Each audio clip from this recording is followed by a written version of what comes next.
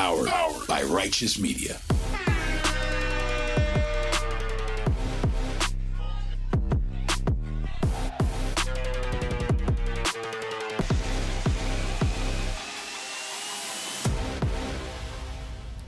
Welcome to Independent Americans.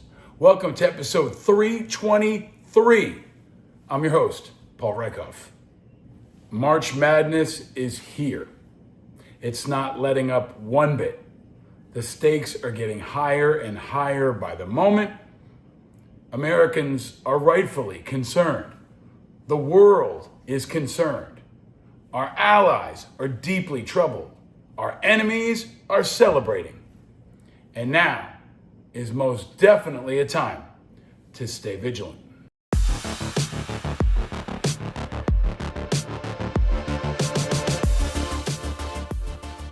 I have to start the show this time with what I think is one of the single most disgraceful things I've ever seen America do in my lifetime. Remember this, you're in no position to dictate what we're going to feel. We're going to feel very good. You will feel influence. We're going to feel very good and very strong. You will feel influence. You're right now not in a very good position. You've allowed yourself to be in a very bad position, and he happens to be right about it. From the very beginning of the war, you're not in a good position. You don't have the cards right now. With us, you start having cards. I'm not playing cards. But right now, you don't. Yeah, you're playing cards. Mr. President. You're playing cards. Serious. You're gambling with the lives of millions of people. You're gambling with World War III. You're gambling with World War III. And what you're doing is very disrespectful to the country, this country. That's back to you. Far more than a lot of people said they should have. Have you said thank you once? A lot of times. No, in this entire meeting, have you said thank you? Even today. You went to Pennsylvania and campaigned for the opposition in October. Offer some words of appreciation for the United States of America and the president who's trying to save your country. Please, you think that if you will speak very loudly about the war, you can... He's not speaking loudly. He's not speaking loudly. Your country is in big trouble. Can I Wait answer? a minute. No. You've done a lot of talking. Your country is in big trouble. I know. Disgraceful. Truly disgraceful. This is what happens when a true hero sits down with two morally corrupt chumps. I'm embarrassed for our country, and all Americans should be embarrassed too. And the only one really winning here, and in the days that have followed, is Putin. Ukraine and President Zelensky. I have a message directly for you. You do not deserve this bullshit, or so much of the bullshit and disgraceful disrespect you've received from America since this war started. From Biden, who too often dragged his feet and made you play a game of Mother May I month after month for every weapon system, from tanks to ATACMS, to now the apex of it all, this epically shameful display from Trump and Vance. Their behavior is a disgrace to all patriotic Americans and to all Americans, because what they did was un-American. They tried to bully Zelensky, just like Putin and so many others have before. But here's what Ukraine and the world needs to know. Trump and Vance do not speak for most Americans. Here's what the Ukrainian people, our allies around the world, and Vladimir Putin need to know. Trump and Vance do not speak for most Americans. Most Americans appreciate, support, respect, and admire what the brave Ukrainian people have done and what they continue to do every single minute. President Zelensky, brave men and women of the armed forces of Ukraine, you clearly cannot count on our corrupt and cowardly president and vice president. But there are millions of Americans that you can count on, and especially millions of American veterans who support Ukraine. And you need to know that we will continue to have your back, even and especially if our president, vice president, secretary of state, and others do not. We will stand with Ukraine. Slava Ukraine, and down with Putin. And in a week of chaos and fury and March Madness, I'm going to do my best to prioritize what I think you need to know. So here they are, my top topics.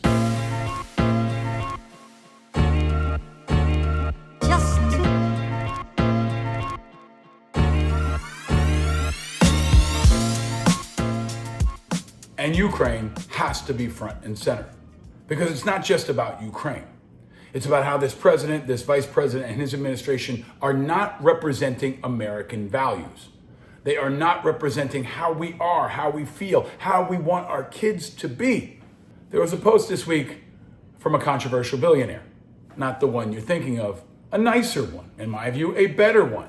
Richard Branson, founder and entrepreneur behind Virgin and so many other things, posted something I think is worth remembering. He wrote, "Whenever you welcome guests, treat them with kindness, grace, and respect. Simple as that."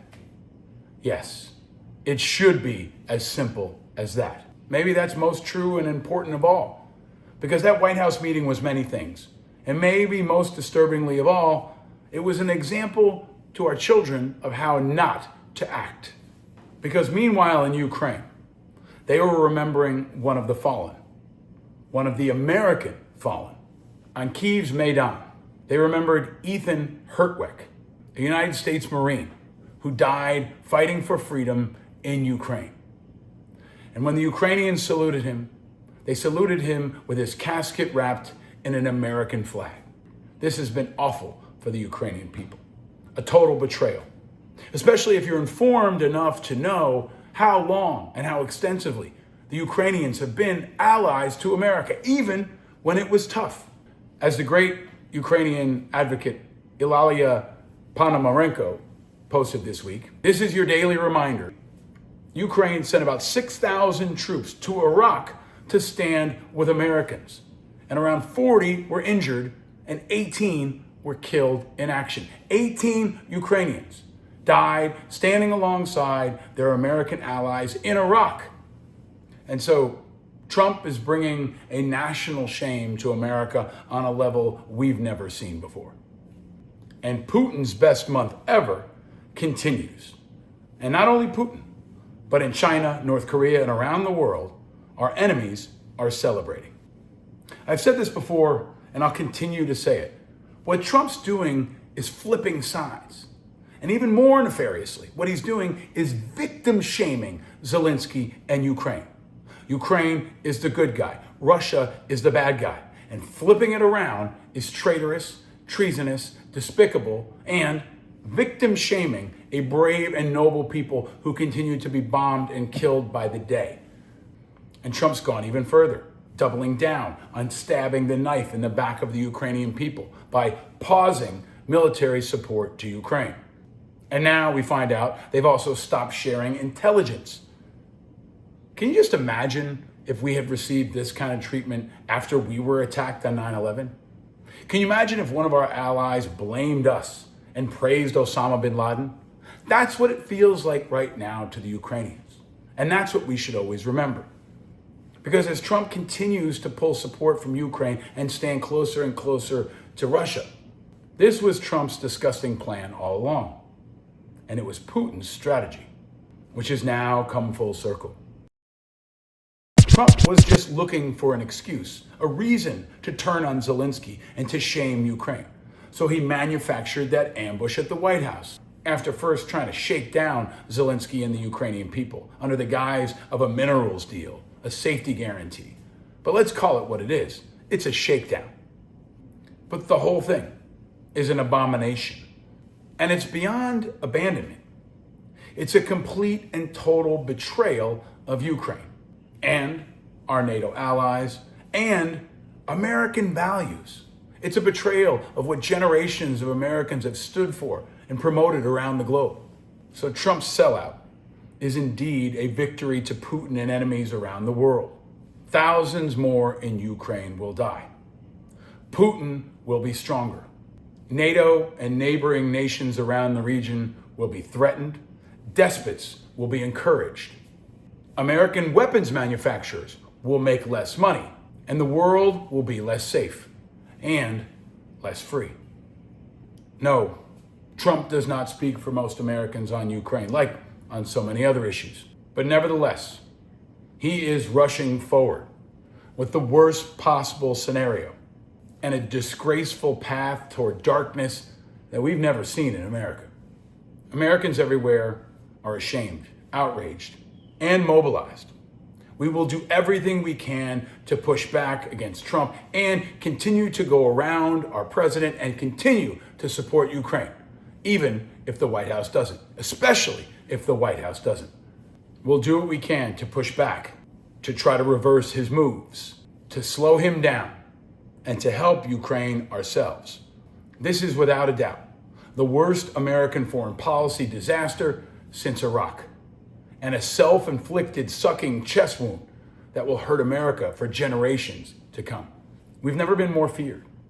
We've never been more hated. And we've never been more isolated in my lifetime. Our enemies are celebrating. And today, right now, we are more vulnerable to attack because of it. Every day, everywhere, as Trump's strategy of betrayal continues. It's an unprecedented win for Putin that will cost Ukrainian lives and make Americans less safe everywhere. And it builds on Biden's great betrayal of Afghanistan. Now, more than ever, America's allies don't think they can trust us. Our allies can't count on us anymore. And the whole world knows it, from Ukraine to Canada to China. Our enemies are celebrating and capitalizing. So remember, it's not just about politics. It's always about national security. And every day that this goes on, we are more vulnerable to attack here at home, and we are less safe. But remember always, this is the strategy. The Trump Blitzkrieg is here. It is designed to disorient us. It's designed to make the country feel like you're shell-shocked from all the news and chaos and changes. It is a strategy to disrupt and dismantle the status quo, but also the very foundations of our country. Every hour, it's a new outrageous, damaging, and bad thing. And the Trump team just keeps coming, pouring it on, blowing things up, and rolling forward, crushing and smashing anything in their way. And it's beyond a lot to process, but that's by design. It's what authoritarians who are effective do in the first phase. This is the Blitzkrieg. This is shock and awe. They want it to be a flashbang. So while the whole country has their ears ringing and is disoriented, they can roll. But keep your cool. Stay frosty. Even when your ears are ringing, even when your head is hurting, even when your heart is breaking, stay frosty, stay cool, stay focused. Take deep breaths. Take one now.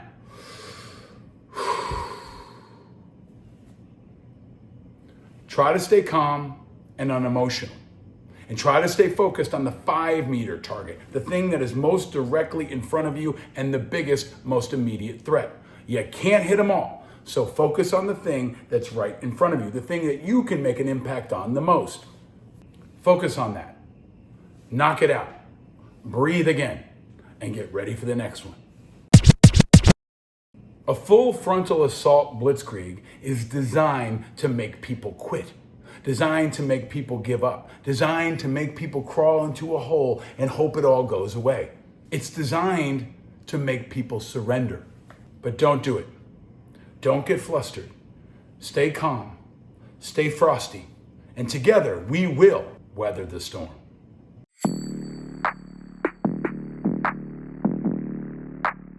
This week it's been a lot about Ukraine, and before that it was Greenland and it was Panama, and unfortunately throughout the last few months it's been Canada. We subsidize them $200 billion a year. Without us, Canada can't make it. You know, Canada relies on us 95%. We rely on them 4%. Big difference. And I say Canada should be our 51st state. There's no tariffs, no nothing. And I say that we give them military protection. They have a very small military. They spend very little money on military. On NATO, they're just about last in terms of payment, because they say, why should we spend on military? That's a tremendous cost. Most nations can't afford to even think about it. why should we spend on military? The United States protects us. And I would say that's largely true. We protect Canada, but it's not fair. It's not fair that they're not paying their way. And if they had to pay their way, they couldn't exist. When I spoke to, let's call it the Prime Minister rather than the governor, but when I spoke to him, I said, why are we giving you $200 billion a year? He was unable to answer the question. I said, why are we letting you make millions of cars and send them in? He was unable to answer the question. Justin Trudeau. I just want to say, this is so ridiculous, and this is so disrespectful to our friends in Canada. And so to our Canadian friends, we want you to know that he does not speak for us. He does not speak for an overwhelming majority of Americans when it comes to our relationship with Canada, our precious, valued, trusted relationship with our allies in Canada, our brothers and sisters who've shed blood on the battlefields with us from World War II to Afghanistan. But when you hear Trump talk about Canada, to use a line from Kendrick Lamar, they not like us. They not like us. The same is true when it comes to Trump and Elon Musk attacking veterans, because this is apparently a priority for them as well, but it is one that is equally outrageous and equally unifying for people of all backgrounds around the country. And it's actually stacking up, because as I've reminded you, about 30% of all federal workers are veterans, and that narrative is now starting to take hold. I got a note from a friend last week who works at the Department of Veterans Affairs, like so many other notes I get, and he wrote to me, "We just got the prepare for RIF memo from OPM. That's the get ready to be fired memo. This guy works at VA. He's a disabled veteran himself, and he's an outstanding leader. But like so many others around the country, veterans and non-veterans, he's stuck waiting for the bureaucratic Elon Musk guillotine to fall. But this is terrible, and just a terrible way to treat people, which is something we must continue to emphasize. Any potential short-term gains in efficiency or anything else will be dwarfed by the long-term damage. And it's not just people they're cutting valuable programs too, like burial services, cancer treatments, and recruitment programs to get doctors that they really, really need. It's chaos, complete chaos. And it's also destruction. Destroying morale, distracting from urgent work, and obliterating the opportunity for VA to recruit good people for decades to come. Our veterans will suffer, so many veterans. The vets that work at the VA, the vets who are VA contractors running veteran-owned small businesses and nonprofits, and most of all, VA patients. But the folks in the White House, they do not seem to give a fuck. Check this out. The Democrats are expected to bring a number of federal workers Yes. to tonight. Yes. Some of them are veterans who have been let go. Okay. Does the president starting to think about maybe some of those veterans who worked for the federal government and maybe what the administration can do to at least help salvage their lives? Well, as you know, we care about veterans tremendously. I mean, that's something the president has always cared about. Anybody in blue, anybody that serves this country. But at the same time, we have taxpayer dollars. We have a fiscal responsibility to use taxpayer dollars to pay people that actually work. That doesn't mean that we forget our veterans by any means. We are going to care for them in the right way, but perhaps they're not fit to have a job at this moment or not willing to come to work. And we can't, I wouldn't take money from you and pay somebody and say, sorry, they're not going to come to work. It's just not acceptable. Ali Haba is the one who's not fit to have a job at this moment, especially this job. What a disgrace. Nobody is off limits for this White House. And remember, if this is how they treat veterans, think about how they're going to treat everybody else. Think about how they're going to treat you.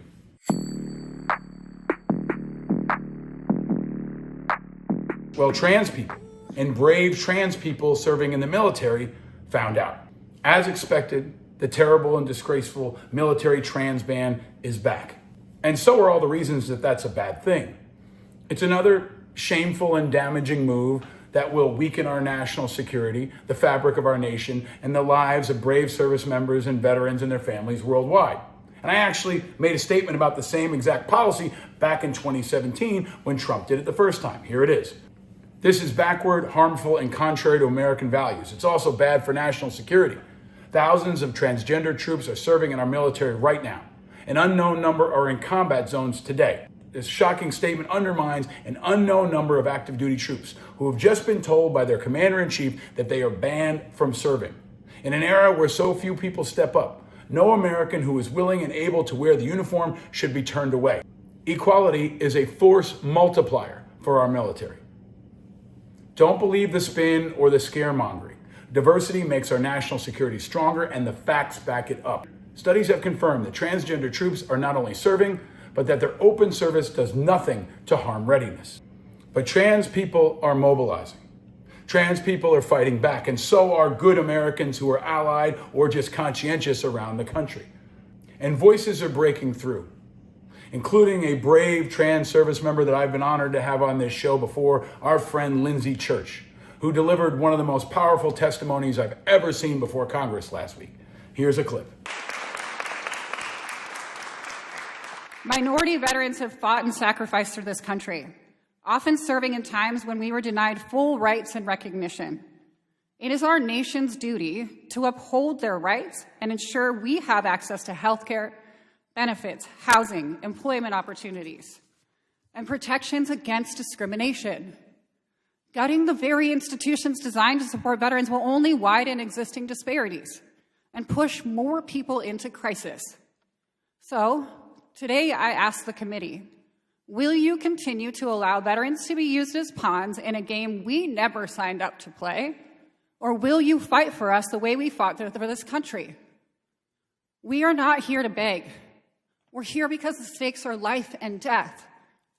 We're calling on Congress to act boldly and decisively, reinstate VA staff and protect its workforce, stop the rollback of critical healthcare services, ensure that every veteran, regardless of their identity, has a safe place to call home, fund programs that actually prevent suicide, rather than just offering lip service while cutting the very services that save our lives. All veterans swore an oath to the Constitution of this great nation, and in return, this nation made a promise to its veterans. That promise doesn't come with an asterisk. It does not come with conditions, and it does not disappear when it becomes inconvenient. We're here to make sure you keep it. Thank you. To Lindsay and all the other folks that are fighting back in all different ways, keep up the fight. We've got your back, and we stand with you. And vets being laid off is a big deal, and I think hitting a nerve, and maybe, as I touched on last episode, lighting a spark. Because federal workers and veterans especially are starting to rally around the country. Check this out from outside of Chicago. Federal employees who work at this local VA say some of their co-workers have already lost their jobs. They're now fearing that veterans' benefits will be next, so they're fighting back. Unions got the power! Unions got the power! These federal employees rallied outside the Jesse Brown VA to protest the Department of Veterans Affairs' latest job cuts. We need our jobs, and we want to continue to work our jobs and serve the people that have fought for us. On Tuesday, 1,400 staff members were fired. That follows layoffs that terminated 1,000 employees on February 13th. Officials say VA mission-critical positions like Veterans Crisis Line responders were not affected. SEIU represents 1,200 people who work at the VA on Damon Avenue. They received notices on pieces of paper that were photocopied that they didn't even have the decency to name people and tell them that they lost their jobs. The firings and layoffs have sparked anger and concern about the plight of veterans' benefits among several organizations and unions who demonstrated today. I've been a VA employee for almost 12 years, and I'm worried about how the constant attacks and firing of federal employees impacts veterans' care and us. The cuts by the Trump administration are a part of an effort to reshape the federal government with the help of Elon Musk and his Department of Government Efficiency. One thing that every single veteran has had to fight for is the benefits that we earned. Yeah. And when Trump was pressed on these firings, watch this dude dance on this one. Veterans make up 30% of the federal workforce. Are you tracking how many veterans have been fired so far? Yes, we are. We are, and we take good care of our veterans, so we're watching that very carefully, and we hope it's going to be as small a number as possible. But we are having great success in slimming down our government. It's been really very successful, and some took payouts and buyouts, and others took other things, and some people we're finding out don't even exist. We're finding that we have a lot of people that don't exist, that people thought that did, we will be making a statement on that, but we're taking care of our veterans. We love our veterans. We're going to take good care of them. This looks like one part of the strategy that maybe he didn't think all the way through. Just wait till vets start protesting Tesla dealerships.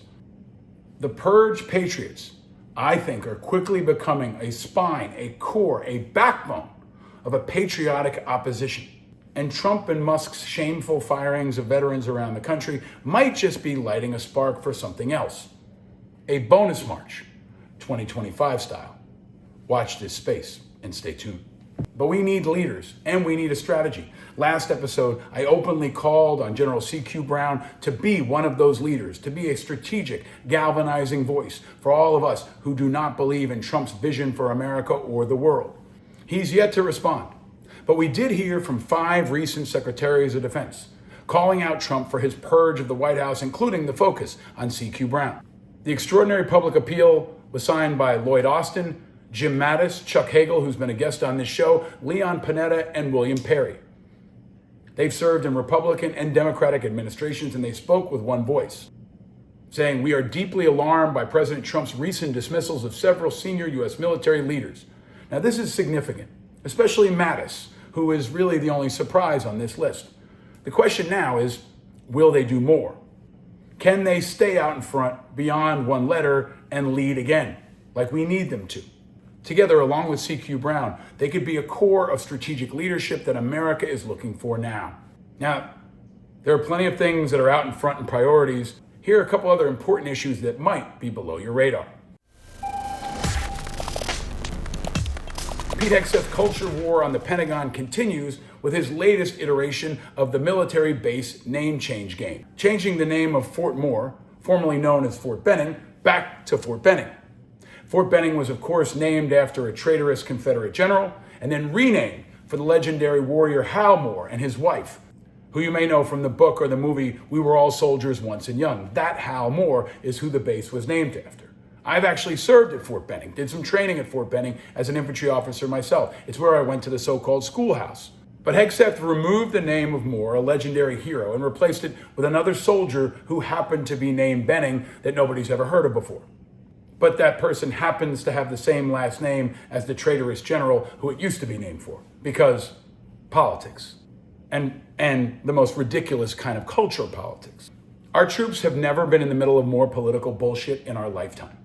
This is another level of silliness and politics that has nothing to do with readiness, warfighting, or recruiting. It's the foxification of our military.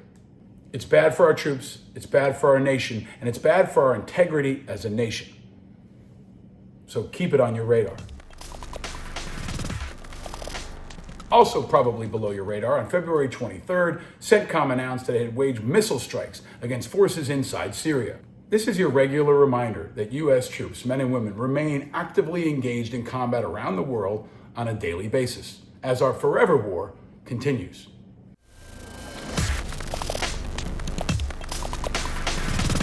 Every once in a long while, Trump and Hegseth actually do something that I agree with, that I think is good for our troops and our national security. And this week, believe it or not, one of those things happened when they formally designated the Houthis as a terrorist organization in this statement from Marco Rubio.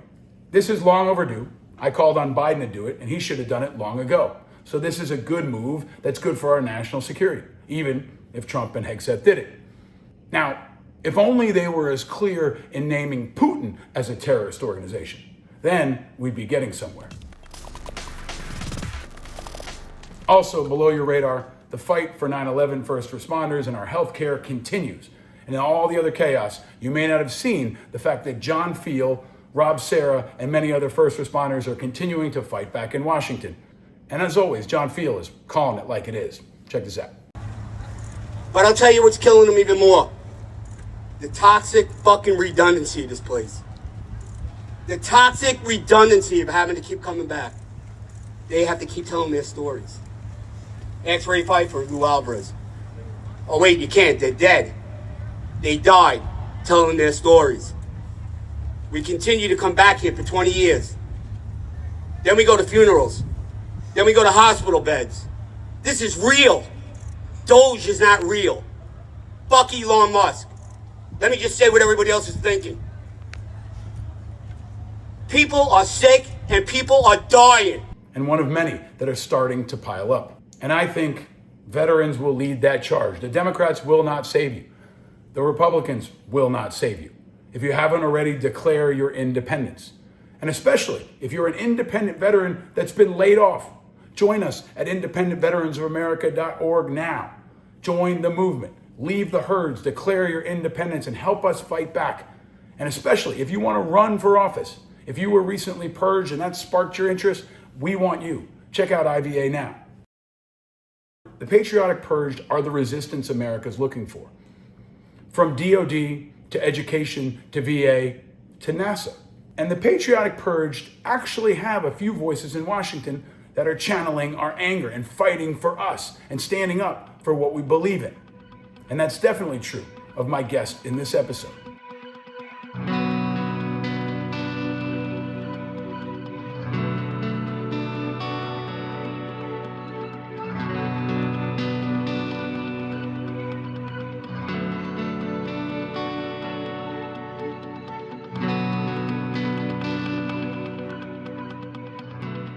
Senator Mark Kelly has been a Navy fighter pilot.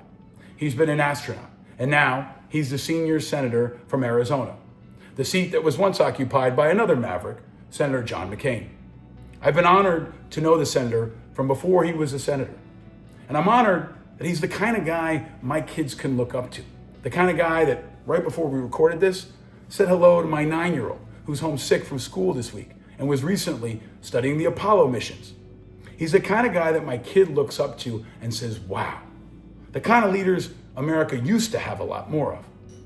There are a few in Washington who hear us, who are with us, who are us. And that includes our guest in this episode. Welcome to the fire on Earth and in space.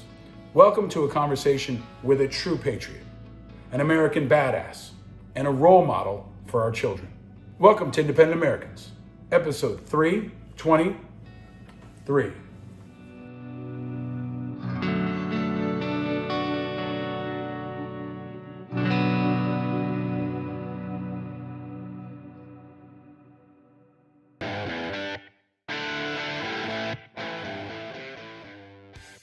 Ladies and gentlemen, independent Americans around the country and around the world.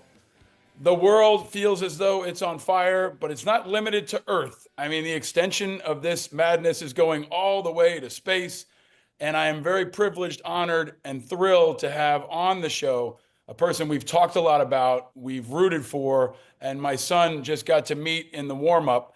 The great and powerful Senator Mark Kelly finally joins us on Independent Americans. Welcome, sir. Thank you, Paul. I've wanted to be on your show for a while, so it's good to see you. I want to get into all of it, from the State of the Union to Ukraine to firing of the vets to maybe the space station. But I ask everybody, and I'm going to ask you too, in the midst of all of this chaos, where are you and how are you? It might look like I'm in Monument Valley, Arizona right there, but I am not. I'm in Washington, D.C., in my Senate office, in the Hart Senate office building on Capitol Hill. I was also here in the office about midnight last night after Donald Trump's speech to the joint session of Congress, and I'm good. I've been incredibly busy. The last 6 weeks feels like 6 months.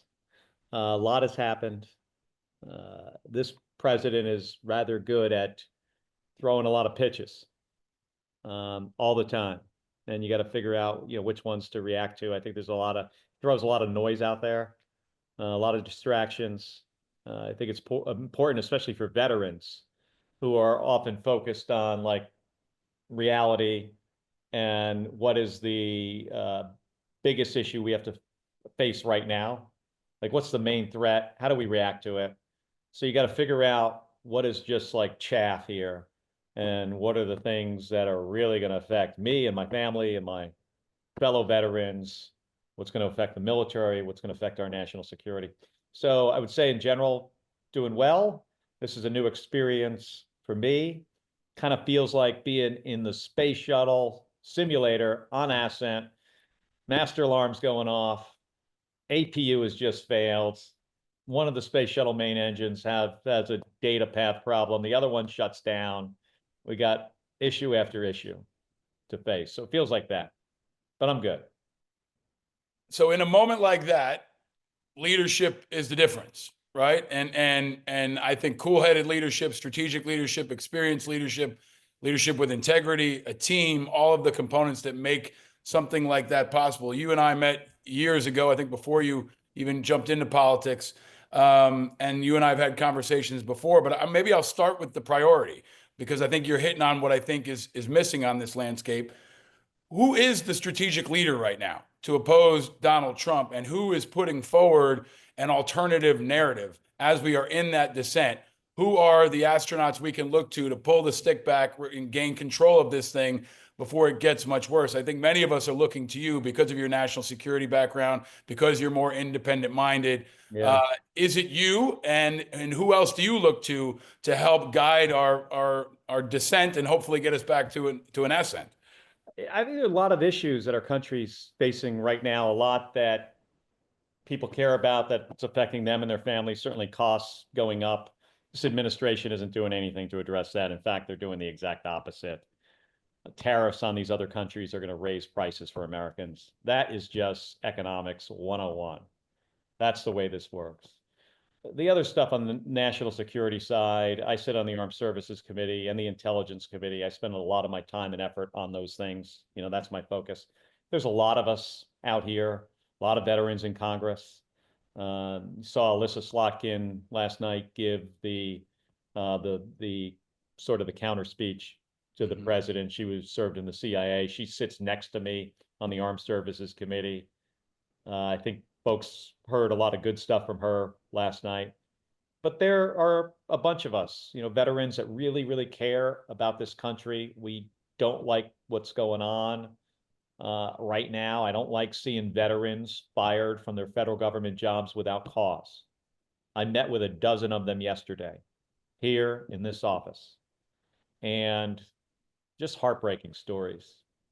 These are combat veterans. There's one guy who was a disabled combat veteran who had been working at USAID for, my sense was for a few years, moved his family up from Florida to here for this job after leaving the military.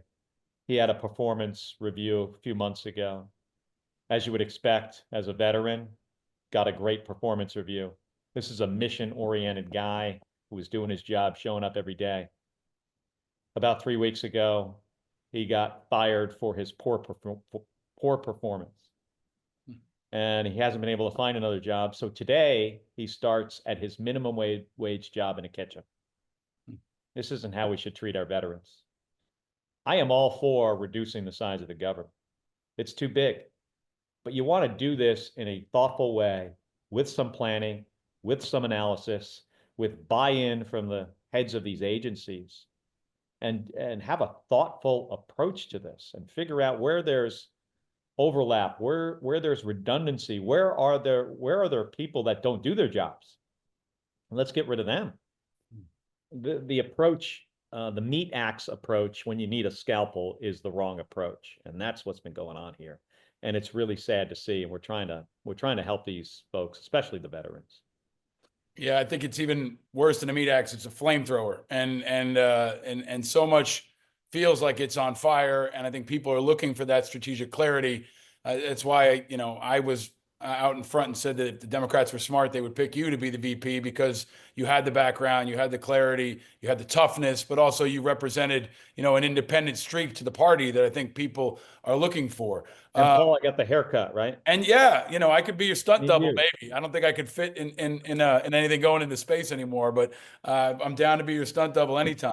But as we're thinking about all this, State of the Union last night, I think, you've been responding in social media and on podcasts. I think you're getting out there and hitting back in a way that's helpful and important. State of the Union last night, the focus on Ukraine is coming full center. And we wake up this morning to find out that now Trump's going to pull intelligence from the Ukrainians, which feels like he's driving the knife deeper into their back and cutting their legs out from under them in what is, in my view, a betrayal. How do we stop him from doing more of this to Ukraine? For those of us who know the truth, who know Ukraine is the good guys, the Russians are the bad guys, Putin's celebrating the best week and month ever. How can you in Congress and how can Americans stop him from betraying this incredibly courageous ally? A lot of power in the presidency of the United States. I think we all know that, especially veterans. Commander-in-Chief has enormous influence over our military, intelligence services. I think the way we stop him is by speaking out about it. Not just me, not just you. Veterans out there, when they don't like what they're seeing here, when they see us turning our backs on an ally and turning our backs on our European allies, we're supposed to be in this together. This is what we do as Americans. We're the leaders of the free world. That's been our charge for nearly 100 years now. And we are a country of values and principles. We have ethics. We recognize our responsibilities. Veterans get that. Unfortunately, right now, the commander-in-chief does not seem to subscribe to the things I just listed. And that's very unfortunate. But I think if we organize, we get veterans to get together as a large group, and we tell this president that we do not like what we're seeing, there's a chance we can get him to move on some of these things. One thing you just mentioned, this not sharing intelligence with the Ukrainians. I mean, not only is it incredibly short-sighted, I mean, in what world does that make sense? I mean, we're talking about information. Yep. We're not talking about multi-million-dollar missile systems. We're talking about ones and zeros, essentially, on a computer. We're talking about data that we have. In what world, why would we not share this with the Ukrainians to help them in this fight against a criminal, a murderous dictator? I worry about what's the next step he's going to take. Is the next step, are we going to find out next week that instead he's going to start sharing intelligence with the Russians? Is that where we're going? Because, I mean, you talk about things getting turned completely upside down.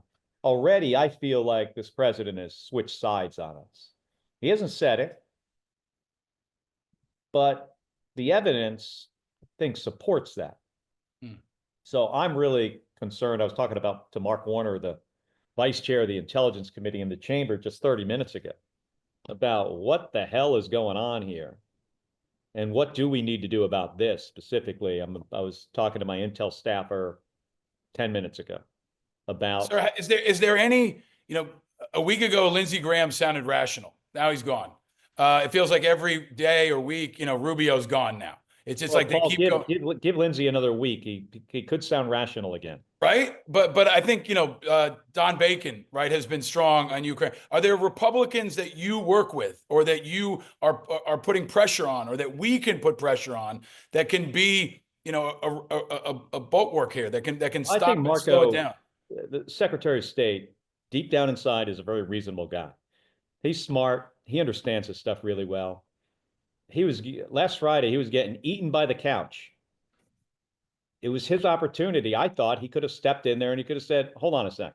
He's the top diplomat of our country. It was an opportunity to just say, hey, folks, this is not going well. Why don't we leave the room? Let's get rid of the cameras. Let's go and have a chat about this in private. He didn't do that. I think I can't speak for him. I don't know if he regrets this or not. I consider him one of the adults in the room. Same thing with Mike Waltz, the National Security Advisor. They need to step up and be part of this negotiation. We should be negotiating with the Russians. We should be doing it with our Ukrainian and our European allies, not just face to face, leaving out the Ukrainians out of the discussion. How does that make sense? These are people that are dying every single day. Putin is targeting children, intentionally targeting schools and hospitals. And Donald Trump last Friday said, Putin went through a hell of a lot with me. What the hell does that mean? That one line there really concerns me. I think he owes us an explanation. Is there grounds for I don't know what the Senate's power is for. Can you block anything? Can you investigate his connections to Russia in a different way? Someone's, I'm sure, going to drop, whether it's the representative from last night or someone else going to drop articles of impeachment. But what are the mechanisms that the Senate has that if you lose Walsh and you lose Rubio and you lose more and more of them by the day, and this steamroller picks up, and yeah, he does start sharing intelligence with the Russians. What can you do, and what can the Senate do to stop that or respond to that? Well, we can do a lot more when we're in the majority than when there's only 47 of us and not 50 of us. So then you have subpoena power. Then you can decide what the hearing is going to be about and call witnesses. We're doing things right now called shadow hearings where we invite our Republican colleagues, they don't show up. We did one on USAID that I attended, and we're going to do some more of those so we can have hearings that are, they're sort of public, there's cameras there, and folks will show up and listen to us. So we do have a way to get a message out. Procedurally, in the Senate, you need 60 votes to pass legislation so we can stop legislation. But cabinet members and appointees that require advice and consent, that's only 50, so the vice president can break a tie. So we can't stop folks there. My approach to this is to forcefully speak out when I think this president and this administration is doing stupid shit and making mistakes and putting our national security and our economic security at risk, and do it in a way that I hope breaks through.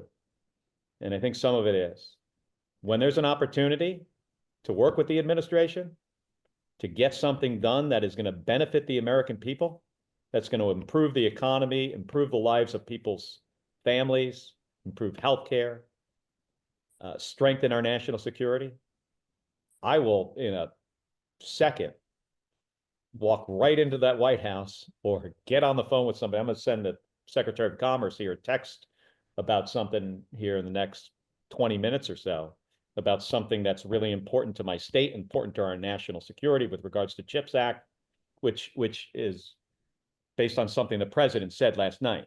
Yep. So I'm looking for opportunities because I still need to do this job.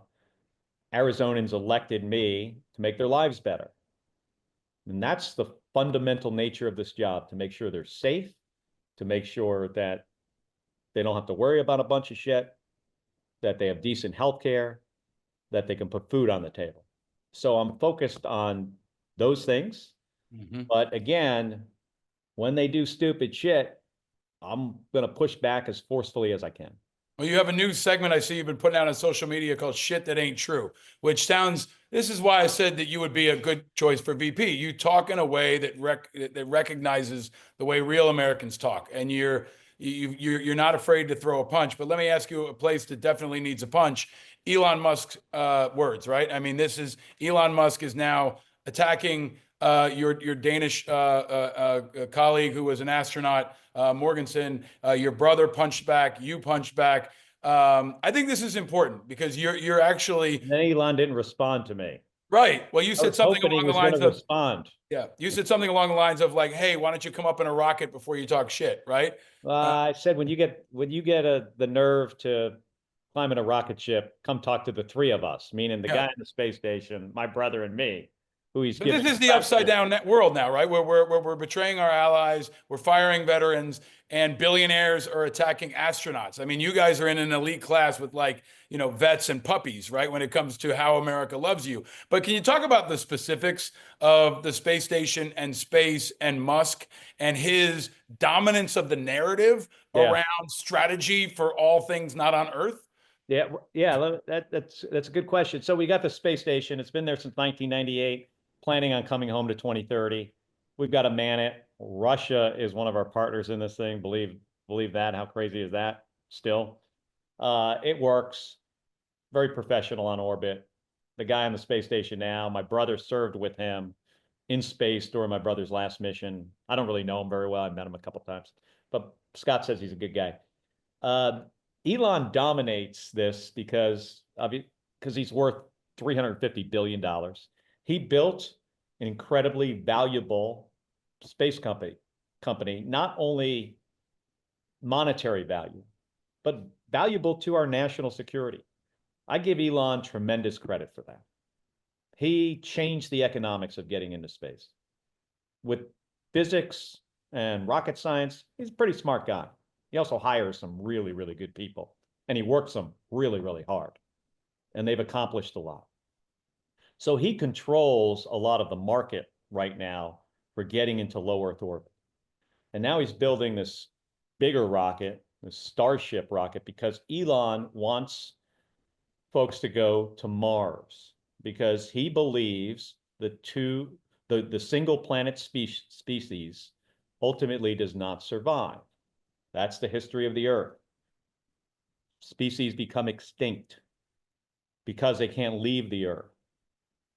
There are other folks that subscribe to this theory of protecting civilization by going to Mars. I am not one of them. And here's the reason. We're the first species that can engineer ourselves out of a problem. You think it's hard living on Earth? Even after the big rock hits, or we have the super volcano, it's going to be much harder to live on Mars today, tomorrow, the next day, 100 years from now. Now, I also think it's worthwhile to go to Mars, and we should have a program that eventually gets us there. It seems to me that Elon wants to change the course of our space program. Once again, by the way, Donald Trump did it when he took over as president in 2017 and got rid of the previous plan and put in this program called Artemis to go to the moon. That was Donald Trump's program. Donald Trump didn't mention Artemis last night, didn't mention the moon, mentioned Mars, because Elon always likes to talk about Mars. One of the most frustrating things as an astronaut or for any government employee is to see a government completely change directions on things. We hire really good people. We know how to do this stuff. NASA has great engineers and scientists. Give us a mission, we'll do it. Don't change the mission all the time. And it's really frustrating to see he's going to change his own plan, possibly. And to see he's going to do it because of Elon, that doesn't make a ton of sense. By the way, Elon talks a lot about great things about his Starship rocket, the biggest rocket ever built. It can carry a massive payload into orbit. It's now coming back to the launch pad and being grabbed by those chopsticks. Right. That's great. It also has some major issues. It's got a long way to go. That thing is nowhere. I'm not sure it's a decade away from getting people to Mars and then safely getting them back. Elon will talk about during this administration sending people to Mars and bringing them back. I don't know what he's smoking, but that is not going to happen. Well, there are a lot of people that want him to be the one to go to Mars first. But in the meantime, maybe I promised your staff I'd get you out of here on time. Coming back to leadership, I wonder if next time, I hope you can come back again and join us. He controls the airwaves around X. He controls low Earth orbit. He controls Starlink.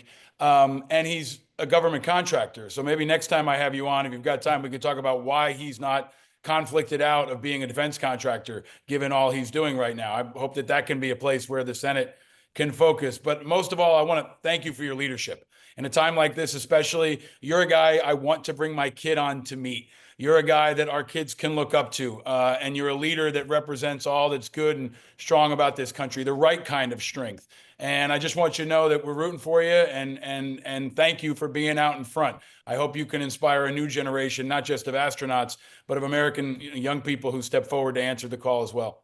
Thank you, Paul. I enjoyed this conversation. Let's do it again. Will do, sir. Thank you. All right. Go get him. Stay vigilant. All right. We'll see you. Bye.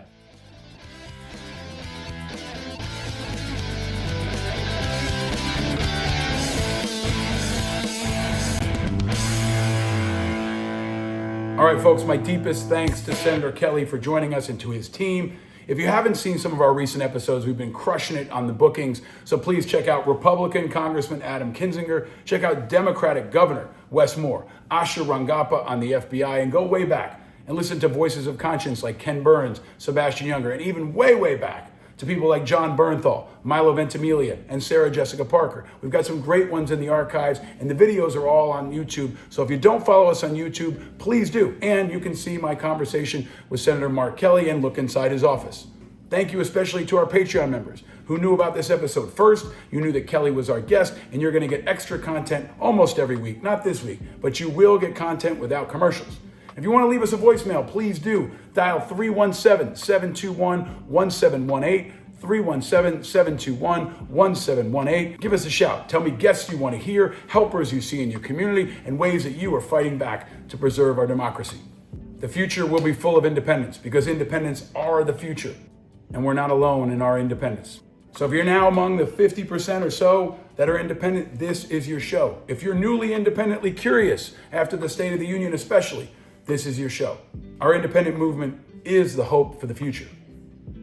Country over party, people over party, light over heat, busting up the status quo and representing a new kind of leadership that America needs now more than ever. And that movement is growing. If you like this episode with Senator Mark Kelly, please share it far and wide and invite others to declare their independence now. And stay vigilant, my friends, because eternal vigilance is the price of freedom, and one we've got to pay now more than ever. Remember, hope is the oxygen of our democracy. So don't let the Blitzkrieg get you down. Stay frosty and stay hopeful, because we need you now more than ever. And no, you're not alone in your vigilance. We're all vigilant, and we're all in this together. I'm your host, Paul Rieckhoff. Thank you for listening and watching. Down with Hamas, down with Putin, especially now, Slava Ukraine. And stay vigilant, America. Stay vigilant.